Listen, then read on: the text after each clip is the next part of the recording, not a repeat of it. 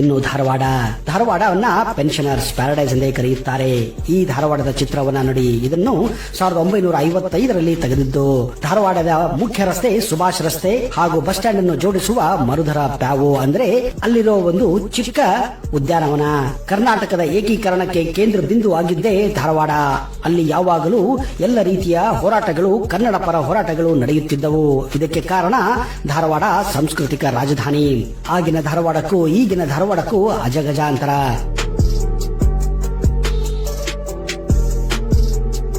ನಿಮಗೆಲ್ಲ ಗೊತ್ತಿರುವ ಹಾಗೆ ಭಾರತದ ಪ್ರಧಾನಮಂತ್ರಿ ಸನ್ಮಾನ್ಯ ನರೇಂದ್ರ ಮೋದಿ ಅವರು ವಿಶ್ವದ ಅತಿ ಉದ್ದದ ಪ್ಲಾಟ್ಫಾರ್ಮ್ ಅನ್ನ ಹುಬ್ಬಳ್ಳಿಯಲ್ಲಿ ಉದ್ಘಾಟಿಸಿದರು. ಆದರೆ ಹುಬ್ಬಳ್ಳಿಯಲ್ಲಿ ರೈಲ್ವೆ ವರ್ಕ್ಶಾಪ್ ಪ್ರಾರಂಭವಾಗಿದ್ದು 1985ರಲ್ಲಿ. ಈ ಚಿತ್ರ ತೆಗೆದಿದ್ದು 1902ರಲ್ಲಿ. ಹಿಂದೆ ಇದನ್ನ southern Maratha railway locomotive garage wagon workshop ಎಂದು ಕರೆಯುತ್ತಿದ್ದರು. ಈ ಚಿತ್ರ ನೋಡಿದರೆ ಎಷ್ಟು ಸಂತೋಷವಾಗುತ್ತದೆ. 20ನೇ ಶತಮಾನದಿಂದಲೂ ಹುಬ್ಬಳ್ಳಿ ಒಂದು ವ್ಯಾಪಾರ ಕೇಂದ್ರವಾಗಿತ್ತು. ಆಗಿನಿಂದ ಇದು ಮಿನಿ ಮುಂಬಯಿಯೇ ಆಗಿತ್ತು. ನೀವು ನೋಡುತ್ತಿರುವ ಚಿತ್ರಗಳನ್ನು ಊಹಿಸಿ ಇದು ಎಲ್ಲಿರಬಹುದೆಂದು. ಹೌದು ಸ್ನೇಹಿತರೆ, ಇದುವೇ ಹುಬ್ಬಳ್ಳಿಯ ದುರ್ಗದ ಬೈಲ್. ಆಗಿನಿಂದಲೂ ಇದು ವ್ಯಾಪಾರಕ್ಕೆ ಹೆಸರುವಾಸಿಯಾಗಿತ್ತು. ದುರ್ಗದ ಬಯಲು ಅಂದ್ರೆ ಕೋಟೆಯ ಮೈದಾನ ಎಂದರ್ಥ. ಇದನ್ನ 1673ರಲ್ಲಿ ಶಿವಾಜಿ ಮಹಾರಾಜರು ಮೊಘಲರಿಂದ ವಶಪಡಿಸಿಕೊಂಡು ಇಲ್ಲಿ ಒಂದು ಚಿಕ್ಕದಾದ ಕೋಟೆಯನ್ನು ನಿರ್ಮಿಸಿ ಕೋಟೆಯ ಮೈದಾನವನ್ನ ನಿರ್ಮಿಸಿದ್ದರು. ಆಗಿನಿಂದಲೇ ಇಲ್ಲಿ ವ್ಯಾಪಾರ ಪ್ರಾರಂಭವಾಗಿದ್ದು ಇವತ್ತಿಗೂ ದುರ್ಗದ ಬೈಲ್ ಇಡೀ ಉತ್ತರ ಕರ್ನಾಟಕಕ್ಕೆ ಹೆಸರುವಾಸಿಯಾಗಿದೆ. ಇದು ಹುಬ್ಬಳ್ಳಿಯ ಒಂದು ಪ್ರಮುಖ ಮಾರುಕಟ್ಟೆಯಾಗಿದೆ. ಕರ್ನಾಟಕ ಕಾಲೇಜು ದಿವಾನ್ ಬಹದ್ದೂರ್ ದೊಡ್ಡ ಮತ್ತು ರಾವ್ ಬಹದ್ದೂರ್ ಆರ್ಸಿ ಅರ್ಟಾಳ್ ರುದ್ರಗೌಡರಿಂದ ಸ್ಥಾಪಿಸಲ್ಪಟ್ಟಿತ್ತು. ಇದನ್ನು ಹೆಚ್ಚಾಗಿ ಜನರು ಕೆಸಿಡಿ ಎಂದೇ ಕರೆಯುತ್ತಾರೆ. ಒಂದು ಕಾಲದಲ್ಲಿ ಈ ಕಾಲೇಜು ಮುಂಬೈ ವಿಶ್ವವಿದ್ಯಾಲಯಕ್ಕೆ ಸೇರಿತ್ತು. ತದನಂತರ ಇದು ಈಗ ಕರ್ನಾಟಕ ವಿಶ್ವವಿದ್ಯಾಲಯಕ್ಕೆ ಸೇರಿದೆ. ಇದು ಉತ್ತರ ಕರ್ನಾಟಕದ ಹಲವಾರು ಮಹಾನ್ ವ್ಯಕ್ತಿಗಳು ಓದಿರುವಂತಹ ಜಾಗವಾಗಿದೆ.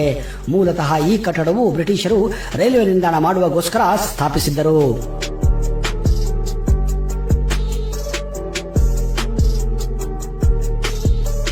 ಇದು 1923ರಲ್ಲಿ ಧಾರವಾಡದ ಜೈಲಿನ ಚಿತ್ರೀಕರಣವಾಗಿದೆ. ಆಗಿನ ಕಾಲದಲ್ಲಿ ಬ್ರಿಟಿಷರು ಜೈಲನ್ನು ಯಾವ ರೀತಿ ನಡೆಸುತ್ತಿದ್ದರು ಹಾಗೂ ಕೈದಿಗಳಿಂದ ಹಲವಾರು ಕೆಲಸಗಳನ್ನ ಅವರು ತೆಗೆದುಕೊಳ್ಳುತ್ತಿದ್ದರು.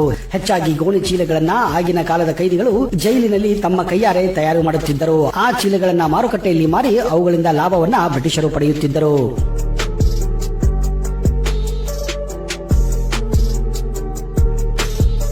ಈ ಚಿತ್ರ 1917ರಲ್ಲಿ ತೆಗೆದಿದ್ದು. ಇದು ಧಾರವಾಡ ಕಲೆಕ್ಟರ್ ಇರುವಂತಹ ಬಂಗಲೆಯ ಚಿತ್ರಣ. ಧಾರವಾಡ ಆಗ ಒಂದು ಪ್ರಮುಖ ಜಿಲ್ಲಾ ಕೇಂದ್ರವಾಗಿತ್ತು. ಬೆಳಗಾವಿ, ವಿಜಾಪುರ, ಕಾರವಾರ ಇವೆಲ್ಲವೂ ಮೊದಲು ಧಾರವಾಡ ಜಿಲ್ಲೆಯಲ್ಲಿ ಒಳಗೊಂಡಿದ್ದವು. ಧಾರವಾಡ ಕಲೆಕ್ಟರ್ ಆಗಿನ ಬಾಂಬೆ ಪ್ರೆಸಿಡೆನ್ಸಿ ಅಂದ್ರೆ ಬಾಂಬೆ ರಾಜ್ಯಕ್ಕೆ ಸೇರಿದ ರಿಪೋರ್ಟ್ ಮಾಡುತ್ತಿದ್ದರು. ಆಗ ಧಾರವಾಡ ಜಿಲ್ಲೆ ಬಾಂಬೆ ಪ್ರೆಸಿಡೆನ್ಸಿಗೆ ಸೇರಿತ್ತು.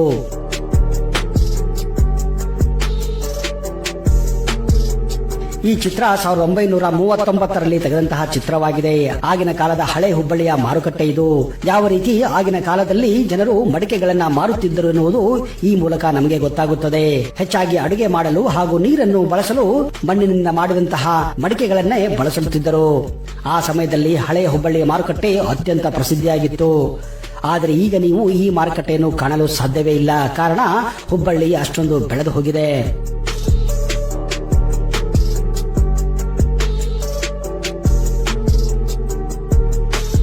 ಇದು ಧಾರವಾಡದ ಬಾಸಲ್ ಮಿಷನ್ ಹೈಸ್ಕೂಲು.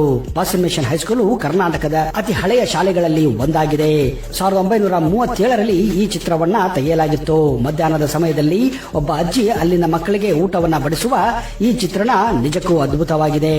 ಆಗ ಗಂಡು ಮಕ್ಕಳು ಹಾಗೂ ಹೆಣ್ಣು ಮಕ್ಕಳು ಒಂದೇ ಶಾಲೆಯಲ್ಲಿ ಕಲಿಯುತ್ತಿದ್ದರು. ಕೆಲವು ವರ್ಷಗಳ ನಂತರ ಹೆಣ್ಣು ಮಕ್ಕಳಿಗಾಗಿ ಇನ್ನೊಂದು ಶಾಲೆಯನ್ನ ಇಲ್ಲಿಯೇ ಪ್ರಾರಂಭ ಮಾಡಲಾಗಿತ್ತು. ಧಾರವಾಡ ತನ್ನ ಎಮ್ಮೆಗಳಿಗೆ ಹೆಸರುವಾಸಿ. ಇದೇ ಕಾರಣ ಧಾರವಾಡ ಹಾಲು, ತುಪ್ಪ, ಬೆಣ್ಣೆಗೆ ಹೆಸರುವಾಸಿಯಾಗಿತ್ತು. ಮುಂದೆ ಇಲ್ಲಿರುವ ಹಾಲನ್ನೇ ಬಳಸಿ ಧಾರವಾಡ ಪೇಡೆಯನ್ನ ಬಾಬು ಸಿಂಗ್ ಠಾಕೂರ್ ಪ್ರಾರಂಭಿಸಿದ್ದರು. ಈ ಚಿತ್ರವನ್ನ ನೋಡಿ. ಇದು 1921ರಲ್ಲಿ ತೆಗೆದಂತಹ ಚಿತ್ರವಾಗಿದೆ. ಈಗಿರುವ ಧಾರವಾಡ ಸೂಪರ್ ಮಾರ್ಕೆಟ್ ಹೇಗಿತ್ತು ಎನ್ನುವುದನ್ನ ನೀವು ಈ ಚಿತ್ರದ ಮೂಲಕ ನೋಡಬಹುದು. ಇಲ್ಲಿ ಒಬ್ಬ ವ್ಯಾಪಾರಿ ತನ್ನ ಮಕ್ಕಳೊಂದಿಗೆ ಬೆಣ್ಣೆಯ ವ್ಯಾಪಾರವನ್ನ ಮಾಡುತ್ತಿದ್ದಾನೆ. ಈಗಲೂ ನೀವು ಈ ಸಂಪ್ರದಾಯವನ್ನು ಧಾರವಾಡದ ಮಾರುಕಟ್ಟೆಗಳಲ್ಲಿ ಕಾಣಬಹುದು. ಇದೊಂದು ಕೇವಲ ಹುಬ್ಬಳ್ಳಿ ಧಾರವಾಡದ ಬಗ್ಗೆ ಒಂದು ಝಲಕ್ ಆಗಿದೆ. ಧಾರವಾಡ ಹುಬ್ಬಳ್ಳಿಯ ಬಗ್ಗೆ ಇನ್ನೂ ಹಲವಾರು ಇತಿಹಾಸವುಳ್ಳ ಮಾಹಿತಿಯನ್ನ ಮುಂದಿನ ಸಂಚಿಕೆಯಲ್ಲಿ ಮತ್ತೆ ತರುತ್ತೇನೆ. ಅಲ್ಲಿಯವರೆಗೆ ಜೈ ಹಿಂದ್, ಜೈ ಕರ್ನಾಟಕ. ನಿಮಗೆ ಈ ವಿಡಿಯೋ ಇಷ್ಟ ಆದಲ್ಲಿ ವಾಟ್ಸ್ಆಪ್ ಗ್ರೂಪ್ಗಳಲ್ಲಿ ನಿಮ್ಮ ಸ್ನೇಹಿತರ ಜೊತೆ ಹಂಚಿಕೊಳ್ಳಿ.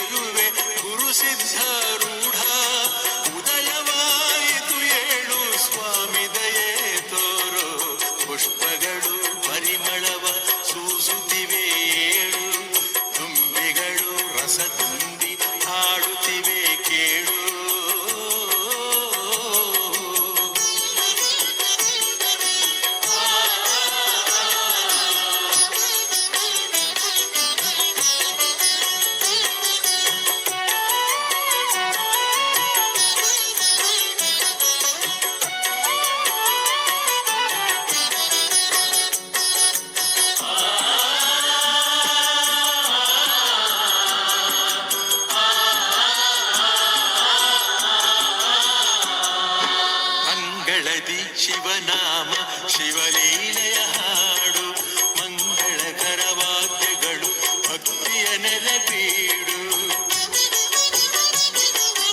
ಅಂಗಳದಿ ಶಿವನಾಮ ಶಿವಲೀಲೆಯ ಹಾಡು ಮಂಗಳಕರ ವಾದ್ಯಗಳು ಭಕ್ತಿಯ ನೆಲೆಬೀಡು ಕಂಗಳಲ್ಲಿ ಕಂಗೊಳಿಸು ದರ್ಶನವ ನೀಡು ಉದಯವಾಯಿತು ಏಳು ಸ್ವಾಮಿ ದಯೆ ತೋರು ಪುಷ್ಪಗಳು ಪರಿಮಳವ ಸೂಸುತ್ತಿವೆ ಏಳು